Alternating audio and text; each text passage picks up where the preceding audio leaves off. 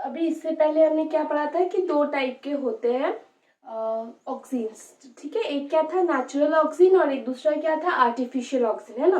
तो natural oxygen क्या था, जो नेचुरली प्रेजेंट होता है प्लांट में, ठीक है।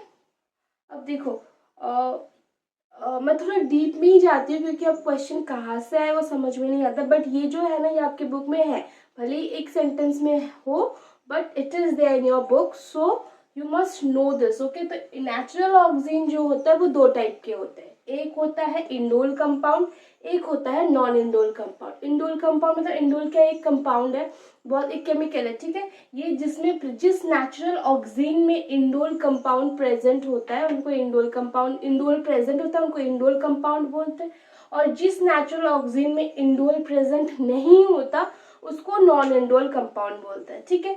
अब इंडोल कंपाउंड का एग्जाम्पल आपको अगर पूछ दे तो आप क्या लिखोगे, इंडोल एसिटिक एसिड, ठीक है। So natural oxygens are of two type, one that have the indole compound and another one which doesn't have the indole compound. Okay, it is known as non-indole compound.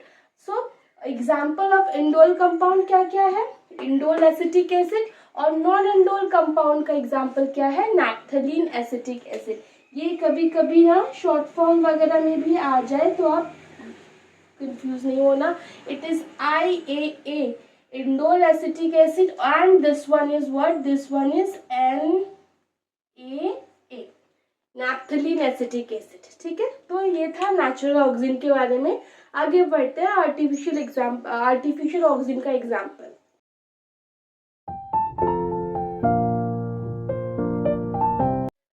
अब artificial oxygen, artificial oxygen का वही है, आपको मैं definition बोल दी, ये सबका definition आपको लिखना है, ठीक है। आर्टिफिशियल ऑक्सीजन का डेफिनेशन आप क्या लिखोगे, आर्टिफिशियल ऑक्सीजन का डेफिनेशन आप लिखोगे द ऑक्सीजन और द ग्रोथ रेगुलेटर, ऑक्सीजन और the growth regulator which has been prepared in the laboratory, okay, artificially is known as artificial oxygen। फिर से एक बार बोलती हूँ, oxygen which has been prepared in the laboratory artificially and act as a growth regulator is known as artificial oxygen। मतलब क्या, आपको आप अपने लैंग्वेज में लिख सकते हो कि ये ऑक्सीजन है जिसको आर्टिफिशियली लेबोरेटरी में प्रिपेयर किया जाता है, और क्या है इसका काम, क्या है, प्लांट के ग्रोथ को रेगुलेट करना, ठीक है। अब इसका एग्जाम्पल्स, दो एग्जाम्पल दिया हुआ है आपकी बुक में, देख लो। एक है 2,4-डाइक्लोरोफिनॉक्सी एसिटिक एसिड, ठीक है। एग्जाम तो सही है बट स्पेलिंग मिस्टेक करके मत आना, ठीक है। क्या लिखा है, डाई क्लोरो, तोड़ो ब्रेक इट अप, डाई क्लोरोफिनॉक्सी, ठीक है, लास्ट तीन पार्ट में तोड़ दो, डाई क्लोरोफिनॉक्सी एसिटिक एसिड। अब इजी हो गया, याद हो जाएगा, डाई क्लोरोफिनॉक्सी एसिटिक एसिड, इसको शॉर्ट फॉर्म में क्या लिखते हैं, 2,4-D, बट एग्जाम में आप पूरा फुल नाम लिखोगे क्योंकि ये 1 मार्क्स में आता है कि give right 2 examples of artificial oxygen, ठीक है। दूसरा क्या है, 2,4,5 ट्राइक्लोरोफिनॉक्सी एसिटिक एसिड, सेम वही है, ट्राई फिर क्लोरो फिर फिनॉक्सी एसिटिक एसिड, इसको भी क्या बोलते हैं, 2,4,5-T। तो इतना ही था आर्टिफिशियल ऑक्सीजन के बारे में। आर्टिफिशियल ऑक्सीजन क्या है, आर्टिफिशियल ऑक्सीजन है ये एक फाइटो हार्मोन है जिसको प्लांट लेबोरेटरी में प्रिपेयर किया जाता है artificially. It is a artificial plant hormone which has been prepared in laboratory artificially, and it is used as a growth regulator, plant growth regulator, okay। तो इसका example दो है, एक है 2,4-डाइक्लोरोफिनॉक्सी एसिटिक एसिड जिसको शॉर्ट में हम 2,4-D भी बोलते हैं, एंड 2,4,5 ट्राइक्लोरोफिनॉक्सी एसिटिक एसिड जिसको हम शॉर्ट में 2,4,5-T भी बोलते हैं, ठीक है।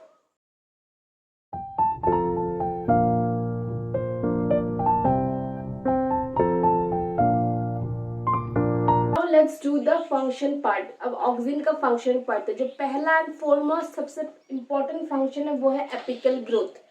ऑक्सिन का सबसे इम्पोर्टेंट काम क्या है? Apical growth. मैंने आपको अब से स्टार्टिंग में ही कहा था कि ऑक्सिन कहाँ लोकेटेड होता है? एपेक्स में। कहा याद है? मैंने कहा था, आप देख लो रिवर्स के थोड़ा सा बैक करके। एपेक्स में क्या लिखा? एपेक्स का मतलब क्या होता है? टिप। टिप में होता है, ठीक है। तो एपेक्स का मतलब ये कहाँ पे होता है? टिप में होता है, किसी भी प्लांट के टिप में होता है। It causes the growth of apex region and hence causes apical dominance. एक बार पढ़ लो, एपिकल ग्रोथ। इसका सबसे इम्पोर्टेंट फंक्शन क्या है? Apical growth. तो ये क्या होता है? प्लांट के टिप में होता है, चाहे वो शूट के टिप में हो या रूट के टिप में हो, ठीक है। चाहे प्लांट का सबसे ऊपर का जो पार्ट है शूट होता है, वो शूट के टिप में हो, इस टिप में हो, या फिर जमीन के अंदर रूट के इस टिप में हो, ठीक है। तो ये जरूरी नहीं है कि किसकी टिप में, बट इसको भी एपेक्स बोलते हैं और इसको भी एपेक्स बोलते हैं। तो ये क्या करता है? ये ऑक्सिन क्या करता है? इस एपेक्स इस रीजन में ग्रोथ करता है, ठीक है। एपेक्स मतलब टिप वाले रीजन में ग्रोथ क्रिएट करता है। प्लांट में जो ग्रोथ होता है वो ऑक्सिन हमेशा इस जगह पे होता है, इसलिए प्लांट हमेशा टिप, जो प्लांट का सामने वाला पोर्शन है, ज्यादा ग्रो करता है, ठीक है। और जो एपिक्स का रीजन जब बहुत ज्यादा ग्रो करने लगता है, उसी को हम बोलते हैं एपिकल डोमिनेंस। एपिकल डोमिनेंस क्या है? एपिकल ग्रोथ मतलब जब एपेक्स के रीजन में बहुत ज्यादा ग्रोथ होता है तो उसको एपिकल ग्रोथ भी बोलते हैं। और कुछ कुछ प्लांट्स में क्या होता है, साइड के ब्रांचेस आ नहीं रहे और प्लांट बस ऊपर की तरफ ग्रो करते जा रहा है, ठीक है, तो उसको बोलते हैं एपिकल डोमिनेंस या एपिकल ग्रोथ, ठीक है।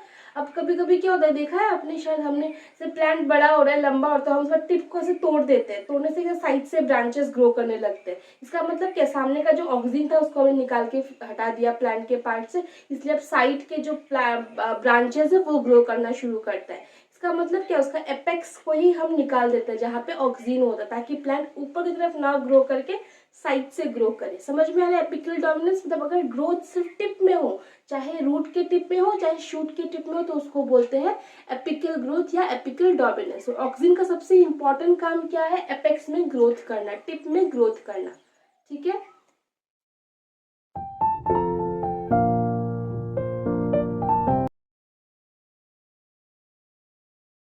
दूसरा इंपॉर्टेंट फंक्शन है development of parthenocarpic fruit.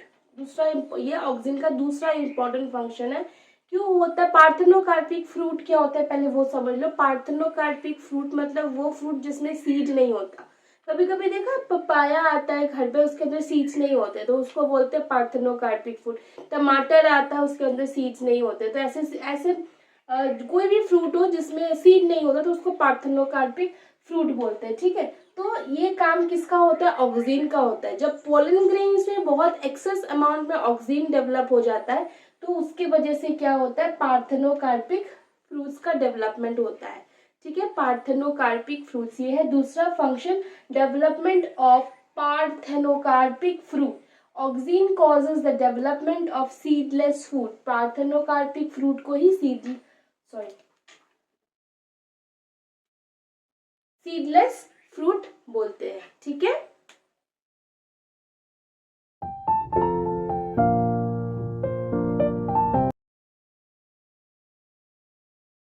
Function है initiation of root when plant is regrown by stem cutting. कुछ कुछ प्लांट्स है जिसका हम स्टेम को काट के लगा देते हैं, जैसे कि बहुत कॉमन है रोज। रोज का क्या करते हैं? डाल काट के हम लगा देते हैं। जैसे कि हिबिस्कस, उसका भी हम डाल को काट कर, मतलब ब्रांच को काट कर या स्टेम को काट कर उसको वापस लगा देते हैं, नया प्लांट ग्रो करता है। अब स्टेम से जो रूट्स ग्रो हो रहे हैं वो किसकी वजह से ग्रो होता है? ऑक्सीन की वजह से। हम लोग क्या करते हैं, नॉर्मल सा डाल ले लिया, ब्रांच ले लिया, एंड देन उसको मिट्टी में हम लोग उसको क्या करते हैं, मिट्टी में उसको ऐसे प्लांट कर देते हैं, ठीक है। अब इस प्लांट से जो रूट्स निकलता है, ये रूट्स क्यों निकल रहे हैं? ये रूट्स क्यों निकल रहे हैं? ये रूट्स जो निकल रहे हैं बिकॉज ऑफ ऑक्सीन, ठीक है। ये थर्ड फंक्शन आपको याद रखना है। जब भी हम स्टेम कटिंग से एक नया प्लांट लगाते हैं तो उसमें जो रूट ग्रो होता है, रूट ग्रोथ होता है, वो रूट ग्रोथ किसके वजह से होता है? वो रूट ग्रोथ होता है ऑक्सीन की वजह से, ठीक है।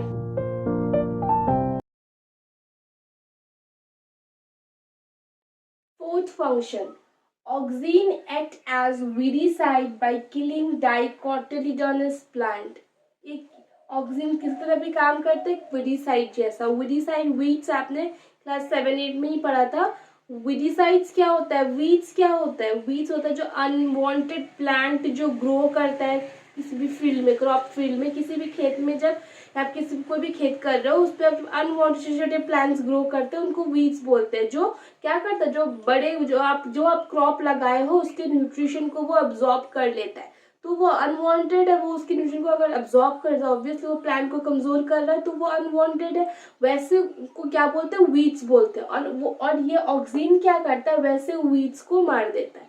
ठीक है, कैसे, कौन से वीड्स को, जो डाइकोटिलीडोनस प्लांट होते हैं, जो डाइकॉट प्लांट होते हैं, उन डाइकॉट प्लांट्स को वो मार देते हैं। तो ऑक्सीन, आप सेंटेंस अच्छे से लिख लेना, auxin act as weedicide by killing dicotyledonous plant. ठीक है, डाइकॉट प्लांट्स को मार देते हैं, जो अनवांटेड डाइकॉट प्लांट ग्रो करते हैं फील्ड में उनको ये मार देते हैं। and it act as a weedicide. You can write it in your own way also, that it also kills the dicot plant which grow as weed in the crop field, or it also kills the dicotyledonous weeds which grows in the crop fields.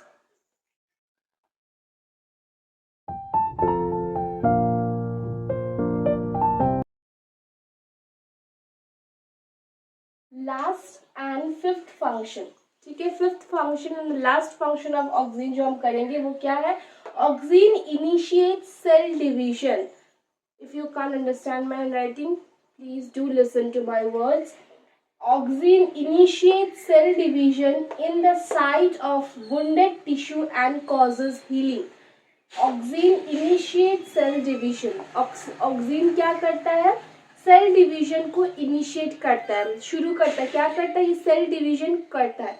कहाँ करता है, in the wounded sites. Wounded site मतलब जहाँ पे कहीं पे plant में चोट लग, ट्री के ट्रंक में, मान लो कि ट्री का जो स्टेम होता है वहाँ पे लग जाता है जोर से, कहीं पे मान लो कोई चिड़िया ही मार देता है या फिर कोई इंसान हम ही मार देता, तो वहाँ पे क्या वुंडेड हो जाता है वो पार्ट।